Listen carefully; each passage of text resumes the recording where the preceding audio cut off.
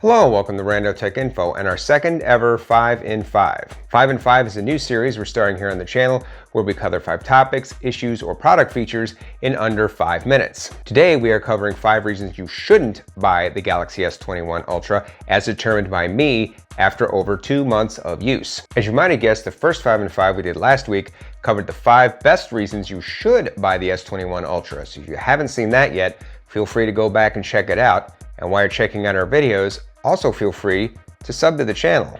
That was smooth. That was very smooth. First, let's talk about charging.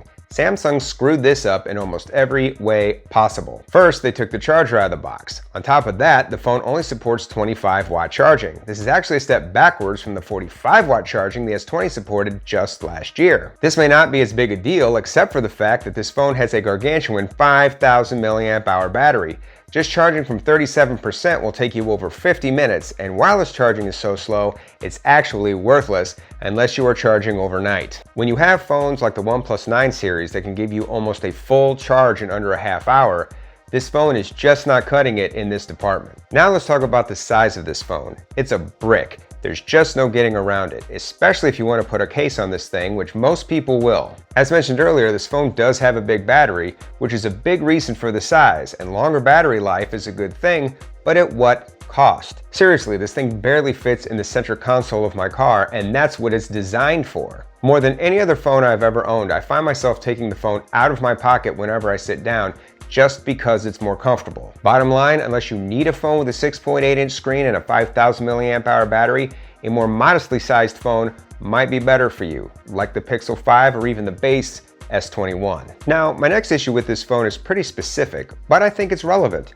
This phone does not have an alert slider. Now granted, if you've never owned an iPhone or a OnePlus device, then you probably don't even know what I'm talking about. It's a physical slider that lets you silence or unsilence your device. This lets you silence or unsilence your phone without unlocking it, turning it on, or even taking it out of your pocket or purse. Why other companies, including Samsung, have not made their own version of this is beyond me. It's a simple yet amazing convenience, and one that, if you're used to it, you will definitely miss. Next, let's talk about One UI. Now, if you watched my video about the 10 best reasons to buy the S21 Ultra, you know that One UI was on that list as well, and that is because there's a case to be made for One UI's greatness, but there are also some strong arguments to be made against it. It's a heavy skin. That is why oftentimes other phones running the same chips as Samsung devices often have better performance. It's also why some of those phones age better. If you prefer a more stock Android experience, which a lot of people do, you're going to prefer the skins offered up by OnePlus, the Pixel phones, and even Motorola. In fact, just about every other phone out there offers a more streamlined software experience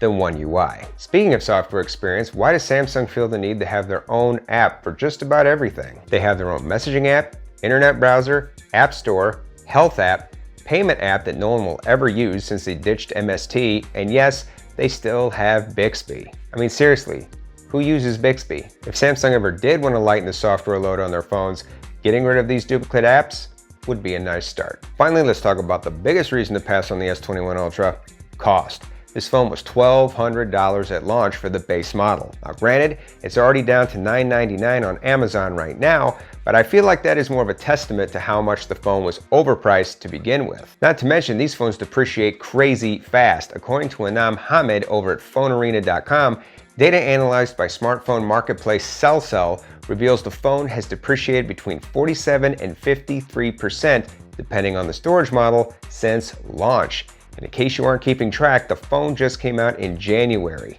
late January, making it not exactly a killer investment. Well, that does it for our list of reasons why you should steer clear of the Galaxy S21 Ultra. For the sake of full transparency, I have to admit, overall, I'm really enjoying my experience with the phone, and I much preferred making the first video about why you should buy the phone. But I decided it was important to make this video because no phone is perfect, and it's important for people to know the cons of the product as much as the pros. Buying a new flagship phone is a major investment these days, and these videos are just designed to give you some insight and to help you make a more informed buying decision. As always, I hope you found the video useful. Thank you for watching, and until next time, this is Rando Tech Info, signing out.